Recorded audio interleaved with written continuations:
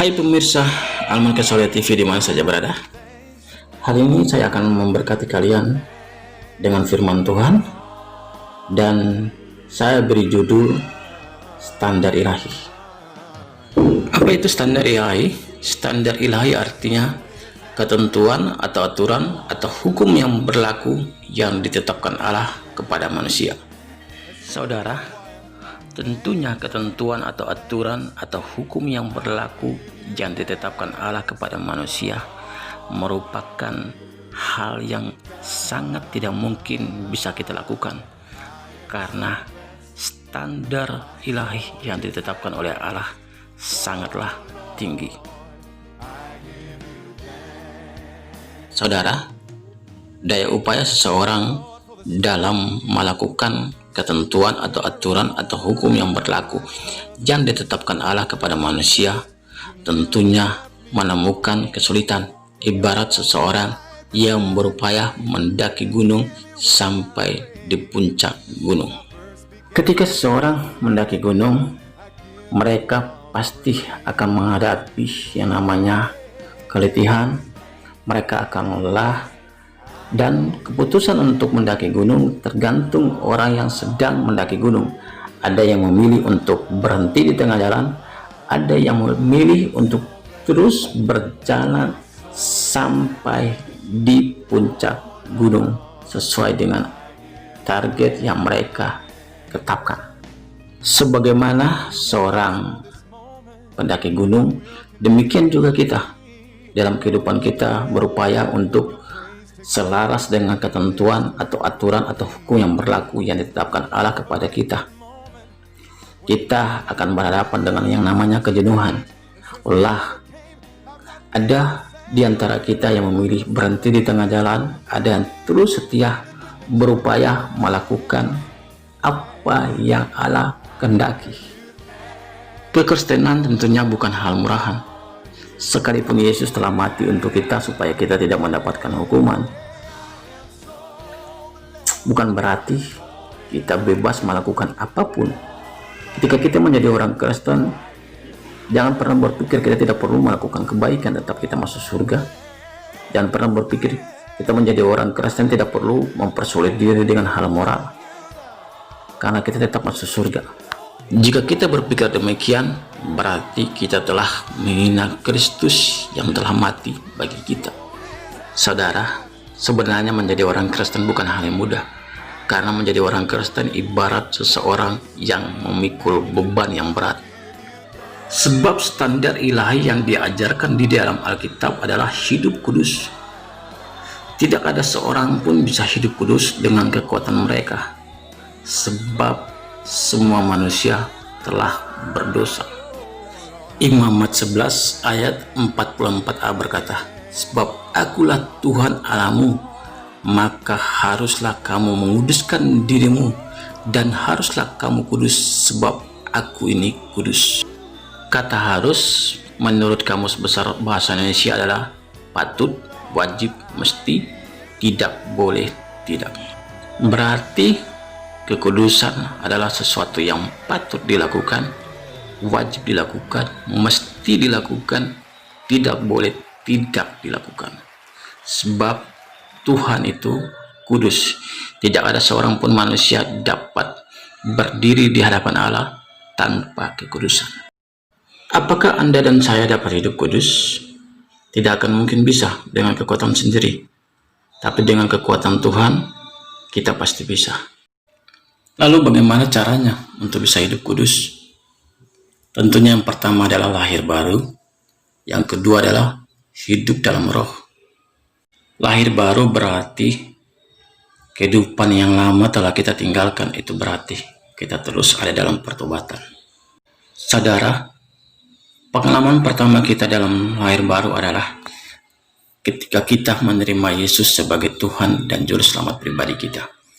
Ketika kita menerima Yesus sebagai Tuhan dan Juru Selamat pribadi kita, maka kita disebut sebagai orang-orang yang berasal dari Allah. Yohanes 3 ayat 9 berkata, setiap orang yang lahir dari Allah tidak berbuat dosa lagi, sebab benih ilahi tetap ada di dalam dia, dan ia tidak dapat berbuat dosa karena ia lahir dari Allah. Ketika kita menerima Yesus sebagai Tuhan dan Juru Selamat pribadi kita, maka kita disebut sebagai orang yang lahir dari Allah. Tapi mengapa kita masih terus berbuat dosa? Bukankah firman Tuhan itu ya dan amin? Firman Tuhan tidak mungkin membohongi kita, saudara. Tapi kenapa keadaan kita tidak seperti firman Tuhan, bahwa kita lahir dari Allah, kita tidak mungkin berbuat dosa lagi, tapi kenyataannya kita masih berbuat dosa. Hal itu terjadi karena kita sendiri yang telah memilih untuk keluar jalur. Sehingga kita ibarat orang yang mengendarai kendaraan yang memilih untuk keluar jalur dan akhirnya mengalami yang namanya bencana. Saudara, ketika kita memilih keluar jalur, maka kita mengalami hal-hal yang tidak menyenangkan, karena apa yang kita tabur itu yang kita tuai. Saudara, saat kapan kita memilih untuk keluar jalur? Saat kita tidak lagi setia. Saat kapan kita mulai terlihat tidak setia? Saat kita meninggalkan persekutuan dengan Allah. Saudara, saat kapan kita meninggalkan persekutuan dengan Allah? Saat kita berhenti melakukan saat teduh secara pribadi.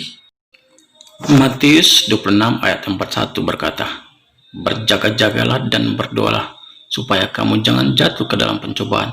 Roh memang penurut tetapi daging lemah." Saudara, saat kita berhenti dari kebiasaan saat teduh secara pribadi, berarti kita pasti jatuh dan tidak akan hidup di dalam kekudusan. Cara untuk bisa hidup kudus yang kedua adalah hidup dalam roh. Roma 8 ayat 13, demikian bunyi firman Tuhan. "Sebab jika kamu hidup menurut daging, kamu akan mati. Tetapi jika oleh roh kamu mematikan perbuatan-perbuatan tubuhmu, kamu akan hidup." Saudara, perhatikan pada kalimat roh. R di sini, R huruf besar, berarti bukan manusia, tetapi ini berarti roh Tuhan, yaitu Roh Kudus. Tetapi jika kamu hidup di dalam Roh Kudus, maka mematikan perbuatan-perbuatan tubuhmu. Perbuatan tubuh ini berarti perbuatan menurut daging.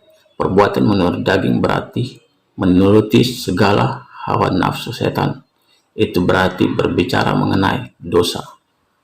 Dunia roh memiliki 3 dimensi. Dimensi pertama adalah dimensi Roh Kudus, yang kedua dimensi manusia, yang ketiga adalah dimensi kuasa kegelapan. Saudara, saat kapan dimensi Roh Kudus itu bergerak? Saat kita memilih untuk berdoa, menaikkan pujian dan penyembahan, dan melakukan pembacaan firman Tuhan. Sedangkan dimensi manusia mulai bergerak saat manusia memikirkan sesuatu. Ketika kita ada di dalam lamunan, itu artinya. Dan saat kita sedang dalam keadaan bermimpi. Jadi apa yang kita lihat dalam mimpi, itulah dimensi manusia yang sedang bergerak. Sedangkan dimensi kuasa kegelapan itu bergerak ketika manusia ada dalam pertapaan.